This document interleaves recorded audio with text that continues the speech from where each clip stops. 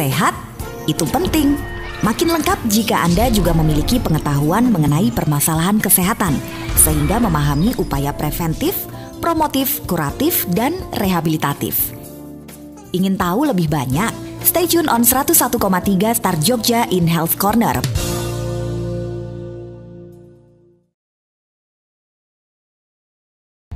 Dari Jalan AM Sangji nomor 41 Yogyakarta 101,3 Star FM Inspiring Sound.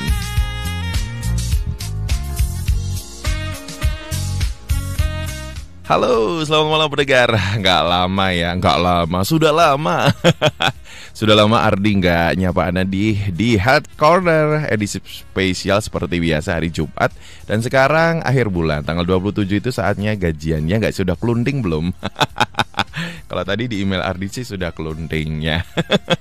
Tapi di balik kekelundingan itu ya, dan juga di balik banyak promo-promo di email yang sudah mulai muncul, kita akan menemani Anda dengan semangat tersendiri. Dan anggap aja long weekend ya, karena kemarin kita sempat tanggal merah.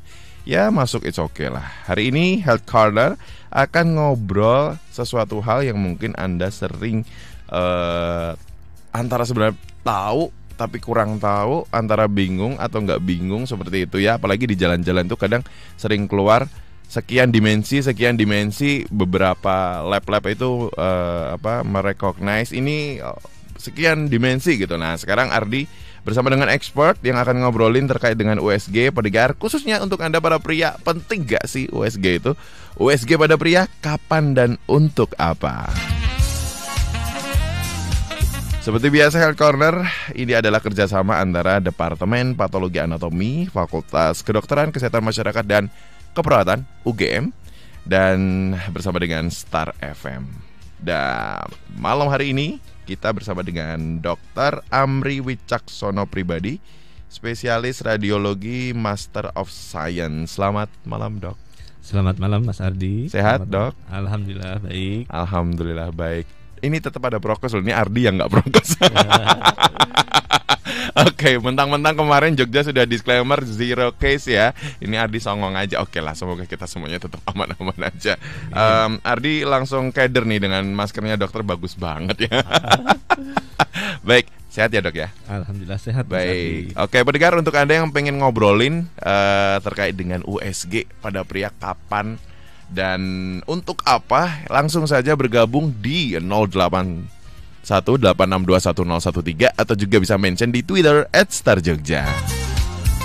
Ngobrolnya santai kok ya. Nanti terminologi kita sederhanakan semuanya sesuai dengan kebutuhan Anda pendengar. Oke, langsung saja ke Dr. Amri. Saya manggilnya Dr. Amri. Siap. Ya. Oke, Dr. Amri. Bicara tentang USG nih dok. Nah, gambaran mungkin overview dulu deh. Boleh. USG itu seperti apa sih sebenarnya? Ini pemeriksaan apa sebelum kita menuju ke khusus pada laki-laki? Silahkan. Baik, terima kasih Mas Ardi. Selamat malam pada pendengar Star FM Jogja. Ya, USG atau ultrasonografi itu sebenarnya adalah salah satu alat pencitraan radiologi, ya, tapi menggunakan gelombang suara dengan frekuensi tinggi, gitu Mas. Ya, jadi alatnya itu tidak ada radiasinya, ya, namun bisa tetap menghasilkan gambar dari tubuh kita menggunakan gelombang suara gelombang suara frekuensi yang tinggi, seperti itu. Makanya namanya ultrasound. Ultra itu gelombang suara dengan frekuensi yang tinggi, dan sound itu gelombang suara. Oh, jadi basicnya dari suara. Gelombang suara, betul. Ultrasonografi. Ya, betul ya. Ultrasonografi itu penghasilan gambar. Ya, jadi penghasilan gambar menggunakan gelombang suara berfrekuensi tinggi. Gelombang suara berfrekuensi tinggi untuk memberikan pencitraan. Betul. Pencitraan di tubuh. Dalam tubuh. Oke. Nah, kalau bicara tentang ultrasonografi ini kan kita sering lihat di jalan ya. Ini sebelum nanti kita banyak bahas detail. Di jalan tuh kan ada yang disclaimer USG 2D, USG 3D sampai bahkan 4D. 5D ada nggak sih dok? Nggak ada ya? Dimensi tambah waktu itu 4. Adanya 5G ya? Bukan. Okay. Ya, betul. Oke, itu seperti apa sih sebenarnya gambarnya, perbedaan antara 2, 3, 4D gitu ya? Ya. Jadi gini Mas Adi, ultrasound itu tadi basicnya adalah menggunakan gelombang suara frekuensi tinggi. Nah, gelombang suara frekuensi tinggi itu bisa menembus jaringan tubuh ya, dan masing-masing dari jaringan tubuh, organ tubuh kita itu dia masing-masingnya punya sifat yang memantulkan gelombang suara itu sendiri. Dan berbeda-beda satu sama lainnya. Nah, alat ultrasound, alat USG selain memancarkan gelombang suara frekuensi tinggi, dia juga bisa menangkap pantulan dari organ kita tersebut. Nah, pantulannya itu diubah menjadi gambar. Prinsip kerjanya seperti itu. Nah, sekarang pertanyaannya ada yang 2 dimensi, 3 dimensi. Betul. Ya. Jenisnya banyak ya, Dok. Ya, sebenarnya 2 dimensi dan 3 dimensi juga 4 dimensi itu kan gambar ya, gambar yang dihasilkan. 2 dimensi ya hanya ada panjang dan lebar, artinya seperti kita melihat lukisan, itu 2 dimensi. Sedangkan kalau 3 dimensi ada aspek kedalamannya, ya, jadi panjang, lebar, dan ada tingginya, kurang lebih seperti itu ya. Jadi seperti mainan boneka. Kalau 2 dimensi foto boneka, 3 dimensi gambar bonekanya. Nah, 4 dimensi ada waktu. Jadi si bonekanya itu bisa gerak. Nah, hasil pemeriksaan USG nanti kalau 2 dimensi gambarnya itu ya hanya 2 dimensi gambar foto.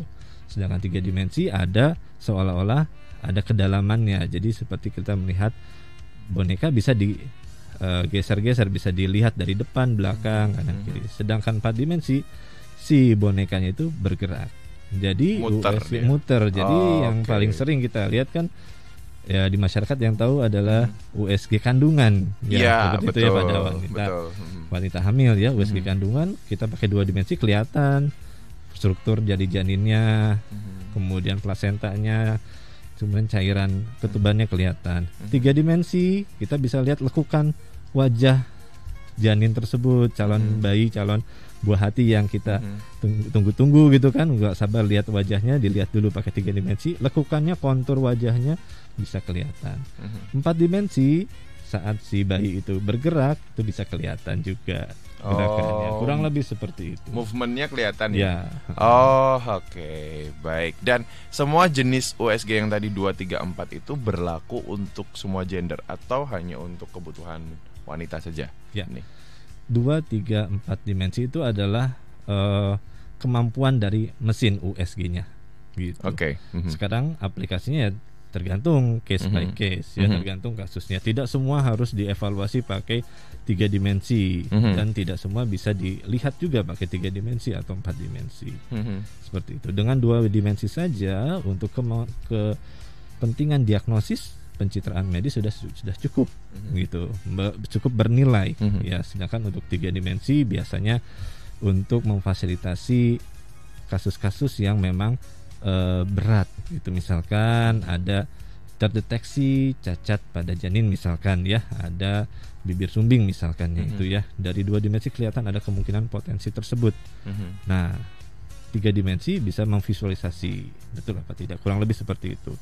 Sedangkan pemeriksaan di di organ yang lain ya, artinya di luar pemeriksaan janin, 2 dimensi sudah cukup bermanfaat. Jadi tergantung kebutuhan ya. Betul. Bukan tentang gender.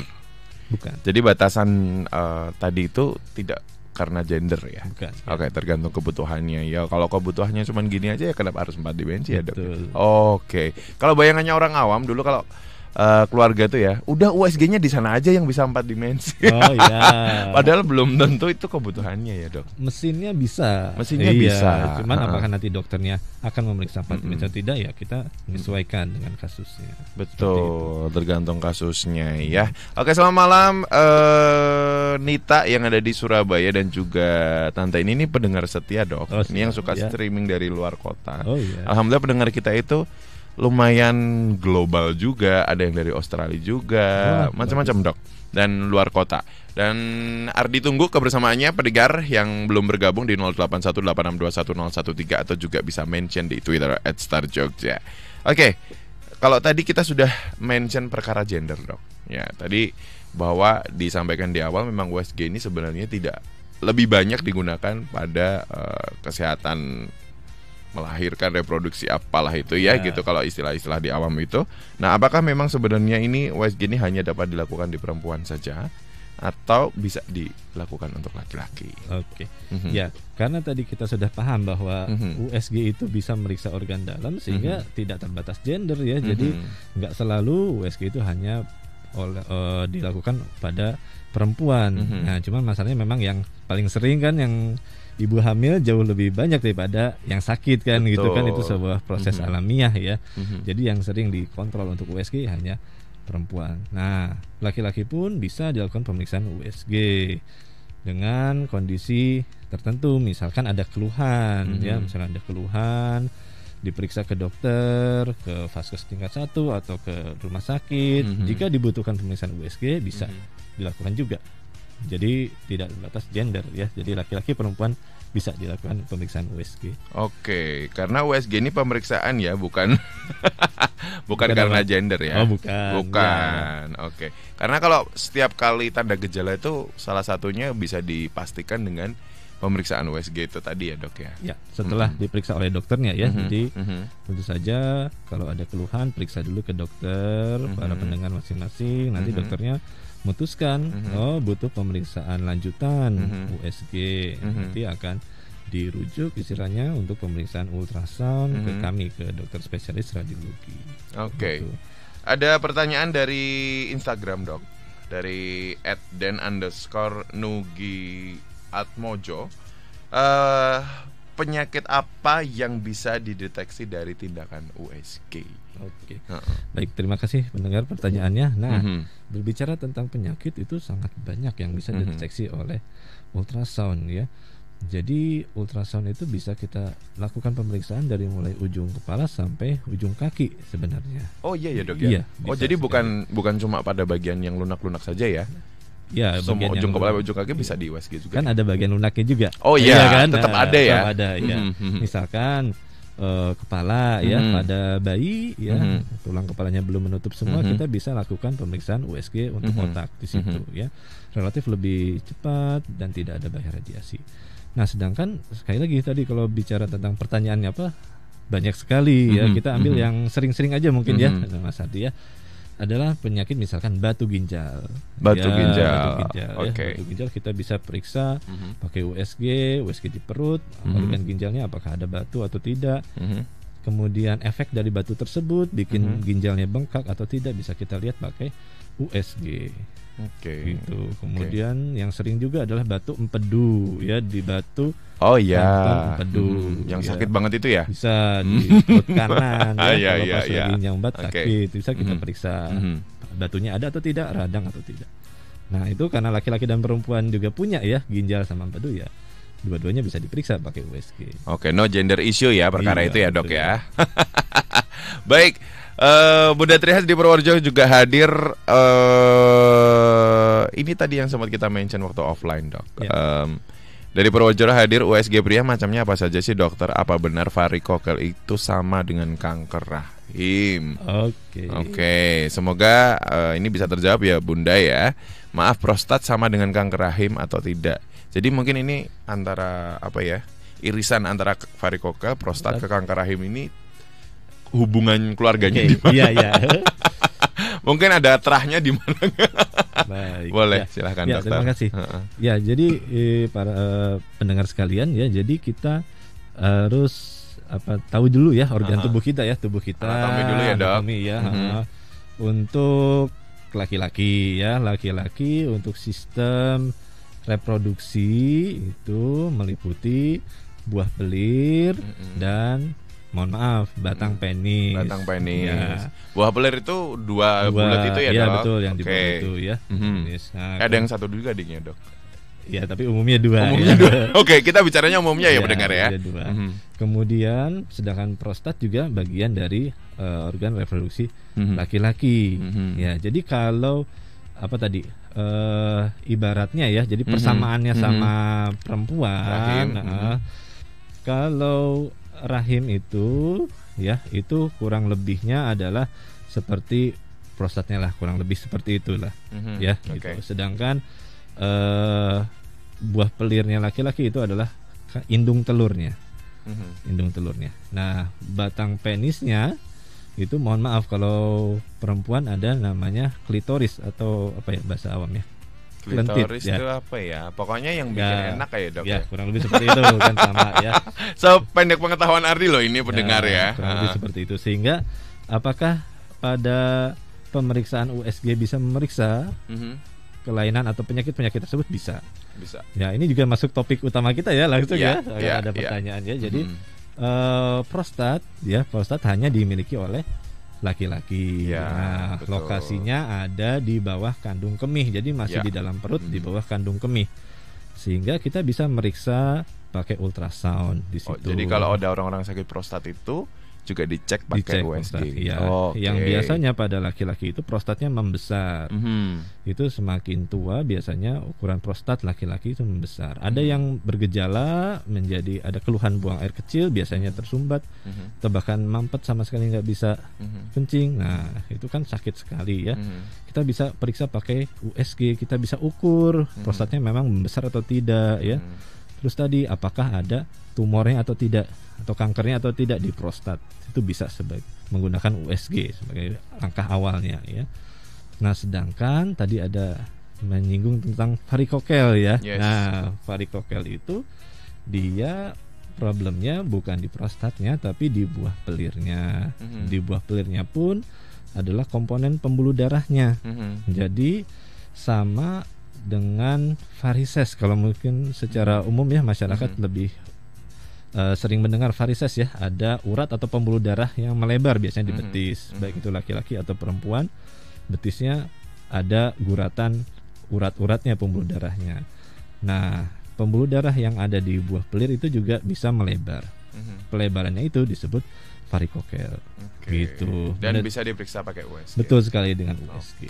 Ini mulai mengkerucut ya. Terima kasih pendengar yang sudah bergabung di WhatsApp 0818621013 untuk langsung nih to the point ya. Iya, betul. Ini baru kita mau kerucutkan ya. Ini deduktif loh ya ini. Tapi langsung tembak ya. Oke, terima kasih Bunda Triha, semoga menjawab ya. Itulah perbedaan antara varikokel dengan kanker rahim dan juga prostat versus kanker rahim. Kita sudah selesai di segmen pertama dok, nggak kerasa ya. Cepet banget. Dan untuk Anda yang belum bergabung, kita masih ada di segmen kedua yang akan terus membahas kapan dan untuk apa USG dilakukan pada pria. Tetap di Health Corner sampai dengan pukul 8 nanti.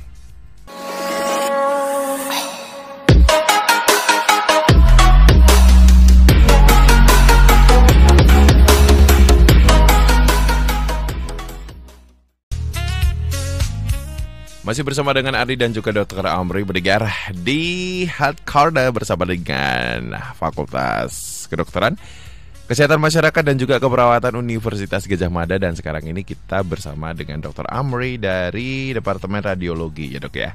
Oke, tadi kita sudah ngobrol panjang lebar terkait dengan USG, jenis-jenisnya 2D, 3D, 4D, bahkan juga USG ini tidak hanya untuk perempuan tapi juga pada laki-laki. Tadi juga sudah di-mention mana aja lokasi-lokasi yang sebenarnya bisa dilakukan oleh USG oleh dokter. Dan sekarang kita mengkerucut ke tema nih, back to the topic. Pada pria nih, kapan sebenarnya laki-laki harus dilakukan USG dok? Oh, kalau pertanyaannya harus gitu ya? Kalau harus ya? Nggak harus juga ya? Oke.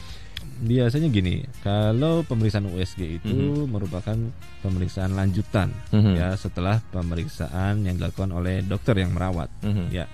Jadi yang pertama tentu saja kapan laki-laki itu atau pria diharuskan untuk pemeriksaan USG setelah dokter yang memeriksa anamnesis atau wawancara medis ya dan pemeriksaan fisik mengindikasikan untuk melakukan pemeriksaan USG. Nah, itu memang harus dilakukan pemeriksaan USG. Contohnya tadi batu ginjal ya, pasti keluhannya nyeri di pinggang kanan atau kiri, datang ke UGD diperiksa, harus USG, pemeriksaan USG ya. Kedua, kalaupun tidak ada keluhan dan tidak memeriksakan diri ke dokter, biasanya USG itu merupakan salah satu pemeriksaan dalam rangkaian general check up atau medical check up atau MCU ya biasanya MCU. Ya di para karyawan ya di perusahaan ataupun individu personal masing-masing yang aware ya, punya pengen aja ya. Iya, pengen tahu dan menjaga kesehatan ya. Menjaga kesehatan, betul. Setiap tahun sekali USG itu ya. Nah, itu yang kedua ya, kapan harusnya. Yang ketiga, biasanya kalau sudah punya suatu penyakit ya, sudah dilakukan pengobatan atau dilakukan operasi, untuk evaluasinya, nah dievaluasinya pakai USG. Oke. Contohnya tadi batu empedu juga ya, batu empedu sudah diperiksa USG ada, kemudian dilakukan pengobatan atau tindakan operasi. Nah setelahnya itu dievaluasi lagi, batunya masih ada atau tidak. Nah itu menggunakan ultrasound. Seperti itu. Oke. Nah, jadi memang ada 3 pertimbangan ya tadi ya, kapan harus dilakukan USG terutama pada pria. Oke, saya kembali menyapa yang ada di Instagram. Saya buka account dari starjogja.com ya, dari Dido Mustika. Ini mungkin sebenarnya tadi sudah kejawab sih dok ya. Mungkin bisa ditegaskan kembali, apa semua USG saat ini harus pakai yang 3 dimensi? Nah, boleh kembali ditegaskan dok. Sekali lagi ya, untuk USG tadi ya jenisnya ya, jenis 2 dimensi, 3 dimensi, 4 dimensi itu adalah mode pemeriksaan ya. Jadi dari mesin ya, mesin alat USG-nya bisa memeriksa 2 dimensi, 3 dimensi, 4 dimensi. Sedangkan pemeriksaannya tidak selalu ya. Jadi kalau pertanyaan haruskah? Tidak harus ya, tidak harus menggunakan yang makin tinggi D-nya gitu ya. Dengan USG yang 2 dimensi itu sudah cukup banyak sekali manfaat yang diberikan ya. Baik itu kaitannya dengan pemeriksaan ibu hamil misalkan ya, ataupun ibu yang tidak hamil, wanita maupun pria, pakai USG 2 dimensi bisa. Sudah banyak informasi yang bisa didapatkan. Jadi tidak selalu harus yang 3 dimensi atau yang 4 dimensi, kecuali memang ada indikasi dari dokternya ya, dari dokter yang memeriksa tadi. Oh Bu, ini harus lakukan pemeriksaan 3 dimensi misalkan, seperti itu ya. Oke. Baru saja ada yang bergabung, Raymond di Nologaten. Dok, saya pernah di USG, kemudian dikasih kayak cairan dingin gitu. Sebenarnya itu fungsinya apa sih? Oh iya, Ardi juga inget ya pernah sebelum di USG itu ada yang anyep-anyep gitu kan. Itu fungsinya apa sih dok sebenarnya? Buat desinfeksi. Desinfeksi itu apa ya bahasa Indonesianya ya? Bersihin atau apa sih dok fungsinya itu? Baik ya, itu salah satu yang akan nanti kita akan rasakan ya saat teknis pemeriksaan. Nah, ini kalau misalkan udah nih dari dokternya USG dulu. Nah, saat kita USG, nah tadi alat USG tadi yang menghasilkan gelombang suara tadi itu harus betul-betul dekat dengan kulit, tidak boleh ada udaranya. Istilahnya seperti itu. Kalau ada udara, gelombang suaranya akan terganggu. Nah, untuk mengurangi adanya udara di permukaan kulit, maka diberikanlah cairan tadi. Nah, itu cairannya sebenarnya adalah gel. Oh, gel. Ya, jelly gitu ya. Jelly yang steril, artinya memang bersih ya. Rasanya dingin memang ya. Nah, gitu. Gel sehingga permukaan kulit akan seluruhnya menempel pada permukaan alat USG-nya. Oh, gitu, I see. ya. Oke. Gitu. Kemudian kalau gel itu mungkin yang belum pernah lihat gel mungkin kayak itu ya, kalau mainan anak-anak kayak slime gitulah, semacam gitu loh. Ya, jadi dia licin, kemudian dingin, sehingga pemeriksaannya akan lebih jelas nanti gambarnya. Seperti itu. Itu jadi gel itu cairannya itu. Jadi just in case lupa gelnya, berarti nanti gambarannya kontrasnya juga beda ya dok ya? Jarang ya ada yang lupa. Oh, ya. Oh mungkin lah ya. Pasti, itu sudah protap ya dok. Kalau gelnya habis pasti tunggu dulu. Oh iyalah. Dulu gel yang baru dicari dulu. Dipakai. Iya. Nggak ada konsepnya lupa itu. Iya. Baiklah, Pak Prianto di Tamsi, selamat malam Mas Ardi dan Dokter Amri. Saya mau tanya nih, kalau hasil penumpukan purin di persendian akibat asam urat tinggi yang lama, apakah USG juga yang digunakan pemeriksaan? Silakan dokter. Terima kasih Pak. Ini pertanyaan yang cukup bagus lagi ya. Daily banget ya dok. Iya betul, dan ini merupakan salah satu aplikasi pemeriksaan ultrasound yang mungkin jarang dikenal juga oleh masyarakat ya. Jadi taunya USG itu hanya di perut ya. Tidak ya, tadi kita sudah di awal buah pelir bisa diperiksa pakai USG ya. Nah begitu juga ini Pak, penumpukan kristal tadi purinnya itu kan ada di sendi ya, di sendi-sendi. Nah persendian, ligamen, otot ya, dan tendo itu urat ya, itu juga bisa kita periksa pakai ultrasound. Jadi misalkan kalau ada penumpukan kristal di sendi purin gitu dan sudah bergejala, biasanya bengkak ya. Jika ingin mengevaluasi betul apakah ada kerusakan di situ, ada kristal atau ada radang di sendi ya bisa kita menggunakan ultrasound. Walaupun secara umum ya artinya tidak perlu USG pun kelihatan kan bengkak gitu ya, merah, dicek di labnya ternyata tinggi asam uratnya, ya itu sebenarnya sudah bisa menegakkan bahwa itu radang sendi akibat penumpukan asam urat ya. Tapi apabila dievaluasi lebih lanjut bisa kita pakai USG. Jadi tadi ya pemeriksaan USG bisa digunakan juga untuk meriksa sendi ya, kemudian otot ya, urat ligamen atau tendo seperti itu. Di luar dari penumpukan purin biasanya cedera ya, cedera otot atau ligamen, tendo baik itu pada atlet yang hobi main futsal, main basket ya. Kalau misalkan tidak ada cedera berat tapi ada keluhan gitu ya, kita bisa lihat bagaimana sih tendonya ada robek atau tidak. Itu pakai USG awalnya bisa kita periksa. Dan akhir-akhir ini karena banyak di WFH ya, pakai komputer ngetik terlalu lama gitu ya, ada yang pergelangan tangannya sakit gitu ya, pergelangan tangannya sakit. Nah, itu namanya biasanya namanya carpal tunnel syndrome ya. Jadi ada kejepit ya, uratnya itu kejepit di pergelangan tangan. Nah, itu kita bisa evaluasi pakai USG. Di situ yang penjepitnya itu bisa kita kelihatan gitu. Nah, itu juga salah satu penggunaan manfaat dari USG. Oke, banyak banget ya ternyata yang bisa diperiksa pakai USG yang notabene nggak cuman perkara rahim ya ternyata. Oke, ini di apa ya, pertanyaan lanjutan dari Bunda Trihas kembali nih dok, bicara tentang tes varikokel tadi. Yang biasanya banyak dilakukan ketika orang mau tes TNI Polri. Betul. Nah pertanyaannya, korelasinya apa nih? Seorang laki-laki mau ikut TNI Polri harus dicek varikokel atau tidak? Wah, ini bisa-bisa seseorang yang mungkin pernah punya riwayat varikokel bisa nggak lolos ya dengan itu. Apa sih korelasinya dok? Kalau mungkin dokter pernah punya pengalaman terkait ini. Sebenarnya kalau pertanyaan seperti itu lebih cocoknya ditanyakan ke yang aturan punya ya. tes ya. Iya, yang punya aturannya ya. Kita gitu. cuma ngelakuin aja ya dok. Ya, seperti itu. Mungkin ada pertimbangan misalkan kalau jadi taruna harus ready atau siap, atau memang fisik aktivitas fisiknya tinggi, khawatirnya kalau ada varikokel bertambah gitu ya. Nah, tapi dari sudut pandang pemeriksaan USG, biasanya tes taruna itu kan maksudnya tes tadi ya TNI atau Polri itu kan pemeriksaan fisik ya Bu ya gitu ya. Pemeriksaan fisik lengkap termasuk cek varikokelnya. Nah, kalau misalnya terindikasi ada varikokel biasanya akan di follow up. Nah, setelah itu dari pemeriksaan fisik terdeteksi, di follow up dengan USG, betul atau tidak gitu ya. Kalau misalkan betul ada, nanti advice-nya seperti apa ya, dilakukan tindakan kah atau yang lain seperti itu. Jadi langkah setelah pemeriksaan fisik itu dikonfirmasi dengan USG. Nah, USG-nya pun nanti varikokel juga kita selain meriksa buah pelirnya, pada kondisi varikokel kita memeriksa pembuluh darah yang ada di buah pelir.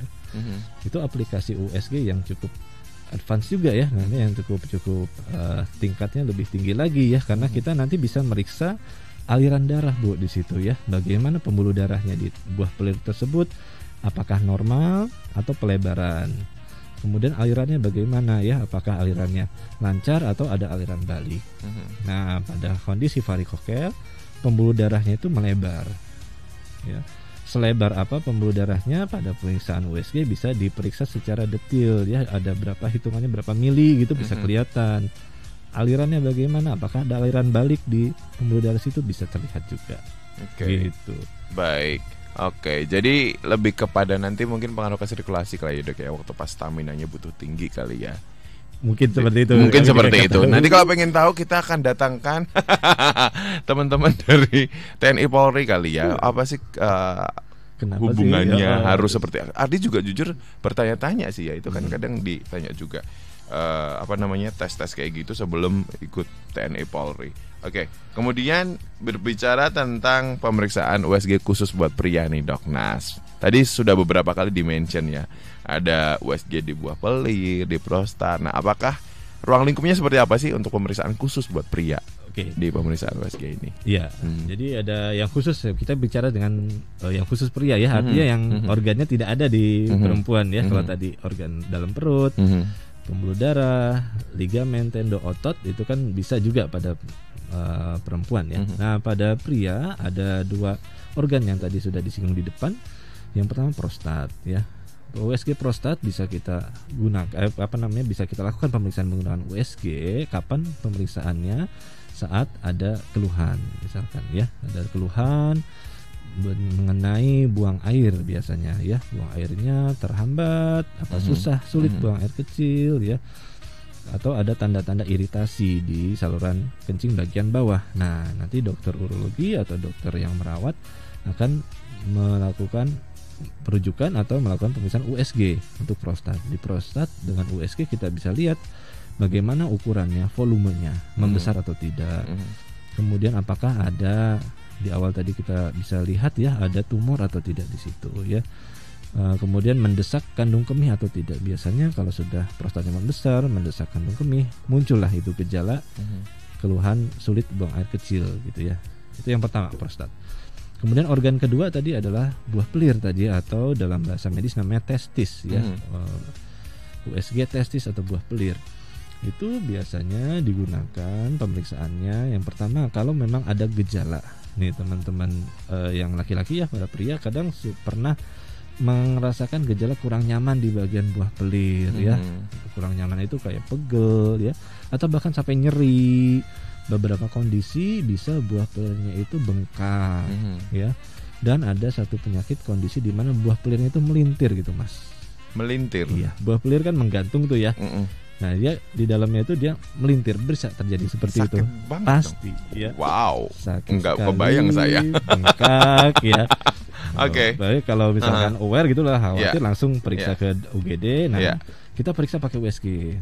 Apakah betul melintir atau tidak, ataukah ada infeksi atau bengkak ya, atau ada tumor ya, kanker di buah pelir bisa.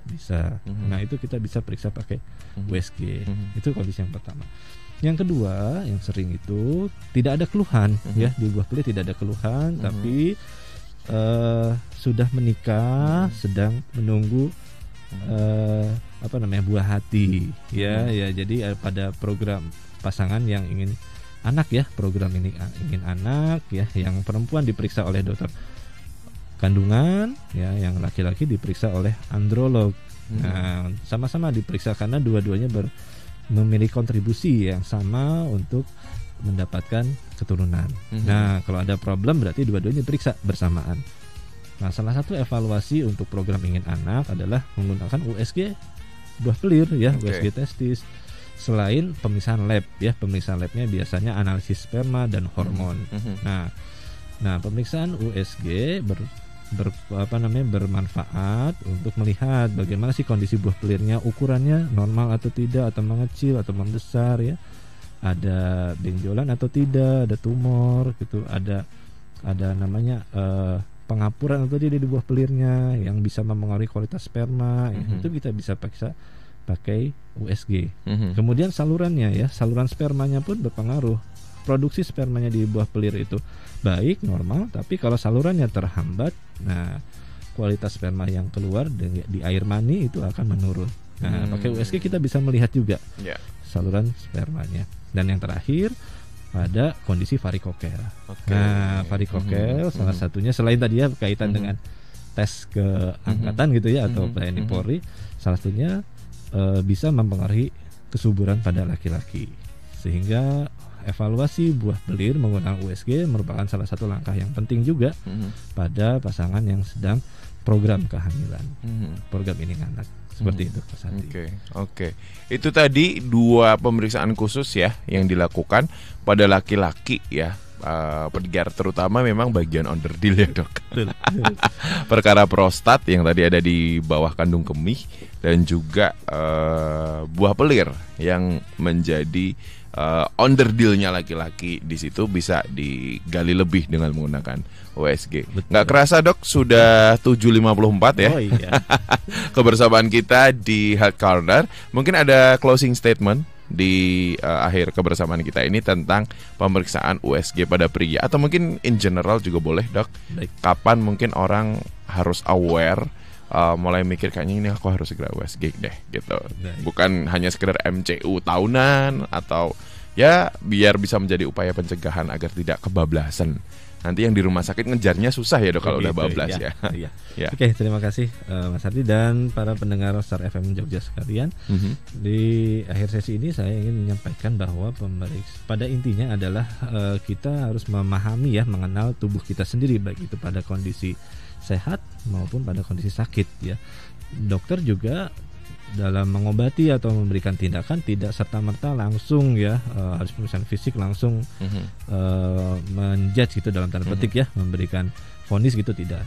Harus dilakukan pemeriksaan tambahan untuk memastikannya. Salah satunya dengan pemeriksaan ultrasound atau USG, sehingga para pendengar yang dianjurkan atau diarahkan oleh dokternya untuk pemeriksaan USG jangan takut ya, jangan khawatir.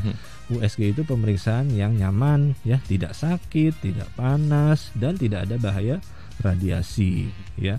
Kemudian temuan yang kita lihat dari USG itu ya, selain membantu dokter dalam mendiagnosis, memberikan terapi, juga memberikan kepada kita pemahaman tentang tadi ya, tubuh kita sendiri. Oh, ternyata ginjal saya baik ya, liver saya baik, tidak ada batu, tidak ada radang ya, sehingga menjadikan pemeriksaan USG itu lebih bisa mengenali lah, seperti itu ya Mas ya, mengenali tubuh kita sendiri. Jadi jangan khawatir dan jangan takut.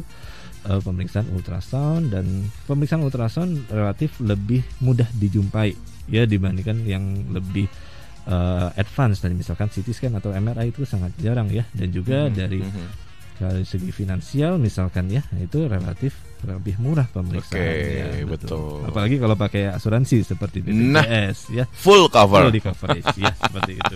Dan tentunya pemeriksaan USG, oh ya ini mungkin ada titipan pertanyaan juga tadi, USG ini nggak bisa gantiin ronsen ya dok? Oh iya, berbeda itu. Beda ya? Beda. Kalau ronsen berbasisnya X-ray, jadi pakai radiasi walaupun kecil ya, dan itu sangat bermanfaat untuk melihat organ tubuh kita yang keras. Yang keras itu adalah seperti tulang ya, itu detail sekali. Jantung bisa kelihatan bisa, tapi tidak detail ya. Liver bisa kelihatan bisa, tapi tidak detail. Ya, utuh aja ya dok. Iya gitu aja. Tapi untuk yang detail organ dalamnya selain tulang, pakai USG bisa dievaluasi. Oke, jadi ini memang pemeriksaan berbeda pendengar, tidak bisa dicampur adukan mana untuk organ yang mana, karena memang tubuh kita ini cukup kompleks. Dan itu tadi bahwa tidak perlu takut untuk melakukan USG ya, karena USG ini selalu merupakan salah satu langkah awal untuk mengetahui ada sesuatukah di tubuh kita, sehingga nanti kita bisa segera melakukan upaya penata laksanaan yang lebih baik in case ada something ya dok ya di situ. Oke. Terima kasih Dokter Amri. Terima kasih. Dan juga teman-teman residen yang sudah menjadi sponsor di malam hari ini, dan studio jadi rame ya pendengar ya. Dan terima kasih juga Departemen Patologi Anatomi FKKMK UGM atas kerjasamanya. Kita ketemu lagi pendengar di Health Corner dengan topik-topik menarik berikutnya. Selamat malam dan selamat beristirahat. Baru saja kita ikuti bersama Health Corner. Mau tahu lebih banyak tentang kesehatan? Dengarkan terus Health Corner hanya di 101,3 Star Jogja.